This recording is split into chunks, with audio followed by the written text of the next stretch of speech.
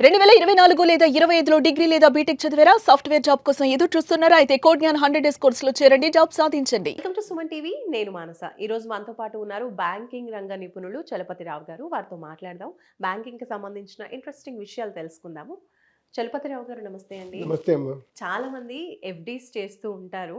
తమ దగ్గర ఉన్నటువంటి అమౌంట్‌ని బ్యాంక్‌లో వేయడం వల్ల ఇంట్రెస్ట్ వస్తుందని కొంతమంది, లేదంటే ఇంకొంతమంది ఫిక్స్‌డ్‌గా పెట్టేసి మంత్లీ మనకి డబ్బొచ్చే విధంగా చేస్తూ ఉంటారు. మెయిన్‌లీ రిటైర్డ్ పీపుల్ ఇది ఎక్కువగా ఫాలో అవుతుంటారు. కాబట్టి ఇప్పుడు కొత్తగా ఆర్‌బీఐ కొన్ని రూల్స్ మార్చింది ఈ విషయంలో అని విన్నాము. సో, ఆ విషయాల గురించి. ఎఫ్డీల్లో మీరు చెప్పినట్టుగా 2 రకాలు ఉన్నాయి. ఒకటి ఫిక్స్డ్‌గా వేసుకునే వాళ్ళు ఉన్నారు. హ్మ్. కొంతమంది మంత్లీ ఇంట్రెస్ట్ తీసుకునే వాళ్ళు ఉన్నారు. క్వార్టర్‌లో తీసుకునే వాళ్ళు ఉన్నారు. హ్మ్. ఇలా 3 రకాలుగా ఉన్నాయి. క్వార్టర్‌లో తీసుకునే వాళ్ళకి ఇంకే సింపుల్. హ్మ్. 8% ఇంట్రెస్ట్ ఉందనుకోండి. హ్మ్. క్వార్టర్లీ 2% వచ్చేస్తుంది. ఈజీ క్యాలిక్యులేట్ చేసుకోవచ్చు. ఓకే. మంత్లీ తీసుకున్నట్టయితే డిస్కౌంట్ రేట్‌లో ఇస్తారు. హ్మ్. కొంచెం డిస్కౌంట్ రేట్‌లో 8% అంటే సంవత్సరానికి 8% వచ్చేటట్టుగా ఇస్తారు. డిస్కౌంట్ రేట్‌లో ఇస్తారు. హ్మ్. అంటే 7.97 7.98 వస్తుంది హ్మ్. మంత్లీ తీసుకుంటే. ఇలా ఇబ్బంది లేకుండా నడుస్తుంది. సపోజ్ అది డ్యూ డేట్ కనుక హాలిడే అయిందనుకోండి, హ్మ్. సెకండ్ సాటర్డేనే అవుతుంది. అవును. అప్పుడు 2 పక్క రోజులు రోజు సండే హాలిడే. అవును. కర్మజాలి మండే కూడా ఏదైనా పండగ వచ్చిందనుకోండి, 3 కర్మజాలి రోజులు. 3 రోజులు అవుతుంది. హ్మ్. లేదా శుక్రవారం పండగ వచ్చి శుక్రవారం మన డిపాజిట్ డ్యూ అయ్యి సెకండ్ సాటర్డే లేదా ఫోర్త్ సాటర్డే సండే వచ్చింది, అప్పుడు కూడా 3 రోజులు వస్తుంది. అవును. ఈ ప్రాబ్లం చాలామంది ఫేస్ చేస్తున్నారు. హ్మ్. డ్యూ డేట్ విషయంలో చాలామంది ఫేస్ చేస్తున్నారు. ఎందుకంటే 3 ఏళ్ళ తర్వాత డ్యూ డేట్ ఇప్పుడు ఎవరు చూడట్లేదు. తెలీదు కదా! అవును. చూడట్లేదు జనరల్గా. హ్మ్. బ్యాంకులో కూడా చూడట్లేదు. 3 ఇయర్స్ 4 డేస్కి తీసుకోదు డిపాజిట్. హ్మ్. 3 ఇయర్స్ 2 డేస్కి తీసుకోవట్లే. ఫిక్స్డ్ డిపాజిట్ వేసినప్పుడు మంత్స్లో తీసుకుంటున్నారు కాబట్టి ఇబ్బంది అవుతుంది. డేస్ లేవు. ఓకే. అంటే ఈ ప్రాబ్లం సాల్వ్ చేయడానికి వాళ్ళు ఏం చెప్పారంటే మొన్న ఆర్బీఐ వాళ్ళు, హ్మ్. ఈ పీరియడ్ కన్నా కరెక్ట్గా హాలిడే రోజు వస్తే హ్మ్. నెక్స్ట్ వర్కింగ్ డే ఆ రోజు కూడా వడ్డీ ఇవ్వాలి. ఓహ్! ఫ్రైడే డ్యూ అయింది, ఫ్రైడే బ్యాంక్ హాలిడే, నువ్వు తీసుకోలేవు డబ్బులు. సాటర్డే సెకండ్ సాటర్డే అయింది లేదా ఫోర్త్ సాటర్డే అయింది, తీసుకోలేదు. సండే కూడా హాలిడే, ఈ 3 రోజులకు వడ్డీ ఇవ్వాలి. ఓహ్! నైస్.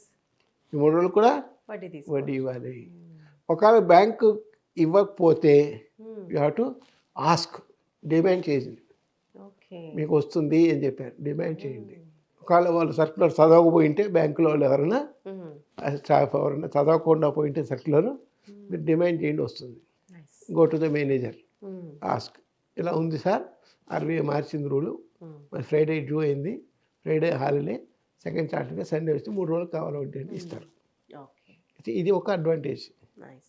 రెండోది ప్రిమేచ్యూర్ క్లోజర్ చేస్తారు కొంతమంది. అవును. అవసరం వచ్చి ఏడాదిన్నరకో 2 ఏళ్ళకో హ్మ్. చేస్తారు. 5 ఏళ్ళకి డిపాజిట్ అని వేసి ఉంటారు. మామూలు కస్టమర్లకు ఏం చేస్తామంటే 1% తగ్గిస్తాం. సపోజ్ 2.5 ఏళ్ళకి ఎంత ఇంట్రెస్ట్ ఉంది, 2.5 ఏళ్ళ తర్వాత మీరు ప్రిమేచ్యూర్ చేస్తున్నారు. 2.5 ఏళ్ళకి సపోజ్ 6% 6.5% వడ్డీ ఉందనుకోండి, 6.5లో 1% తగ్గించి హ్మ్.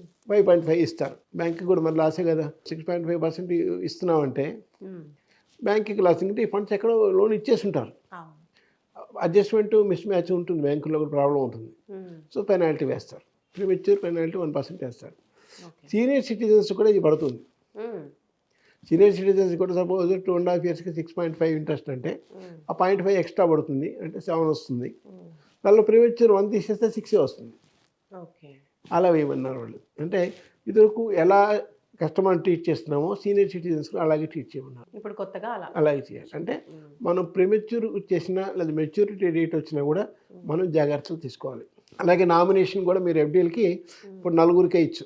హ్మ్. మీకు 4 బిడ్డలు ఉన్నారు, ఓహ్! మీకు 10 లక్షలు డిపాజిట్ ఉంది. ఒక అబ్బాయికి 3 లక్షలు, ఇంకో అబ్బాయికి 3 లక్షలు, మా అమ్మాయికి 2 లక్షలు, ఇంకో అమ్మాయికి 2 లక్షలు ఇచ్చుకోవచ్చు. ఓకే. నామినేషను 4. 4గురికి ఇవ్వచ్చు. ఇప్పుడు ఒకప్పుడు ఒకరికే ఉండేది ఒకరికి ఉండదు, ఇప్పుడు 4గురికి ఇవ్వచ్చు. హ్మ్. సో 4గురికి మించి సంతానం ఎవరికి ఉండదు కదా, హుహు. అందుకే వదిలేసి 4 ఇవ్వడం కూడా పరమార్థం ఉంటే ఒకటి భార్య ఉంటుంది, హ్మ్. కంపల్సరీగా భార్య భార్య ఉంటుంది. లేదా భార్య ఉంటే భర్త ఉంటారు. ఇద్దరులో ఎవరో ఒకళ్ళు ఉన్నా వాళ్ళ పేరు రాసుకుంటారు కదా జనరల్గా ఎదురుకు. ఇప్పుడు అలాగే 4గురికి ఇవ్వచ్చు. హుహు. సో ఇది ఒక అడ్వాంటేజ్, అంటే లీగల్ ప్రాబ్లమ్స్ తగ్గిపోతాయి. అవును. ఇప్పుడు 4గురికి మీరు ఎప్పుడైతే నామినేషన్ ఇచ్చారో హ్మ్. లీగల్ హెయిర్ ఎవరు కొట్టుకోవడం, నాకు ఇంత కావాలి, నాకు ఇంత ఇవ్వాలి, అన్నదమ్ములు లేదా అక్క చెల్లెలు కొట్టుకోవడం కూడా జరుగుతుంది. ఇళ్ళల్లో మనం చూస్తుంటాం. అవును. ఈ సమస్య తీరడానికి హ్మ్. ఇది ఒక మంచి సొల్యూషన్ అనమాట. సో 4గురికి నామినేషన్ ఇవ్వచ్చు. హ్మ్. హ్యాపీగా ఎఫ్డి ఉందంటే పెద్దవాళ్ళు ఎవరైనా ఉంటే డబ్బులు ఇట్లా 4గురికి కూడా రాసుకోవచ్చు. రాసుకోవచ్చు. సో ఫెసిలిటీ ఉంది, హ్మ్. వాడుకోవాలి. రెండోది ప్రీమెచ్యూర్ క్లోజర్ చేసేటప్పుడు కూడా జాగ్రత్త పడాలి. మీకు ఎక్స్ట్రా వడ్డీ వస్తుంది అక్కడ కూడా. ఓకే. అక్కడ కూడా మామూలు డిపాజిట్కి ఎలా అయితే ఎక్స్ట్రా వడ్డీ ఇస్తారు ₹100 అక్కడ కూడా వస్తుంది. ప్రీమెచ్యూర్ చేసినా కూడా వస్తుంది. లేదండి ఇంతే 2.5 ఏడాదికి 6.5 1% తీసి 5.5 ఇస్తుంటే కుదరదు. అది ఇంపార్టెంట్. ఎఫ్డి రూల్స్ మారాయి, నామినేషన్ మారింది. మనము ఆటోమేటిక్ రెన్యూవల్ కూడా ఒకసారి చేసేస్తే బ్యాంకుకి పోకుండా 6 డజన్ సార్లు వాళ్ళే చేస్తారు. వాళ్ళే చేసేస్తారు. 6 డజన్ సార్లు మీరు ఒక ఏడాదికి వేసి ఆటోమేటిక్ రెన్యూవల్ సంతకం పెడితే ఆ ఏడాది తర్వాత అయిపోతుంది. అట్లా మిక్చర్ అయిపోతుంది. అది అడ్వాంటేజ్ ఉంది. ఓకే. సో ఈ ఫెసిలిటీస్ వాడుకుంటే బ్యాంకింగ్లో డిపాజిట్లు వేసుకున్న వాళ్ళకి, ముఖ్యంగా పెద్దవాళ్ళకి చాలా సుఖం ఉంటుంది. ఉద్దస్తమైన బ్యాంకు ఒక్కలే. వెళ్ళలేరు కదా బ్యాంక్కి. అలాగే సీనియర్ సిటిజన్స్ ఎవరైనా ఉండి బ్యాంకుకి రాలేకపోతే ఆరోగ్య దృష్ట్యా మేనేజర్ ఇంటికి వెళ్ళి వాళ్ళు లైఫ్ సర్టిఫికేట్ తీసుకుని అబౌవ్ 60 ఇయర్స్కి మేనేజర్ ఇంటికి వెళ్ళి లేదా ఆ బ్యాంక్ ఆఫీసర్ ఎవరైనా సరే వెళ్ళి వాళ్ళ దగ్గర లైఫ్ సర్టిఫికేట్ తీసుకోవాలి. సో ఇది ఒక ఫెసిలిటీ ఇచ్చారు. సో ఎఫ్డీలు వేసుకున్న వాళ్ళకి లైఫ్ సర్టిఫికేట్ కూడా అవసరం ఉంటే పెన్షన్ ఉన్నప్పుడు లైఫ్ సర్టిఫికేట్ కావాలి కదా, ప్రతి నవంబర్లో కావాలి. నవంబర్లో లైఫ్ సర్టిఫికేట్ ఇస్తేనే డిసెంబర్ పెన్షన్ వస్తుంది. ప్రతి నవంబర్కి కావాలంటే నవంబర్లో రాలేని పక్షంలో బ్యాంకింగ్ ఇన్ఫామ్ చేస్తే వాళ్ళే వచ్చి మనకి లైఫ్ సర్టిఫికేట్ ఇస్తారు. పలానా ఆయన చూశాను ఇది అలాగే అని మేనేజర్ లేదా ఆఫీసర్ సర్టిఫై చేస్తారు. సర్టిఫై చేస్తే మనకి మళ్ళీ పెన్షన్ వస్తుంటుంది. సో ఇవన్నీ కూడా కొంచెం బెటర్ చేశారు. ప్రమాణ్ అని ఆల్రెడీ ఒకటి ఉంది, మీరు చూసింటారు యాప్. దానిలో కూడా మనం అప్లోడ్ చేసుకోవచ్చు లైఫ్ సర్టిఫికేట్. మన నంబర్ వేసేసి మన ఫోటో తీసి అప్లోడ్ చేస్తే మన ఫోటో ఆధార్ ఫోటో మ్యాచ్ చేస్తుంది, అది అప్లోడ్ చేసేస్తుంది. ఫెసిలిటీస్ చాలా ఇచ్చారు ఇప్పుడు. సో ఇవన్నీ వాడుకోవాలి మరి. Thank you sir.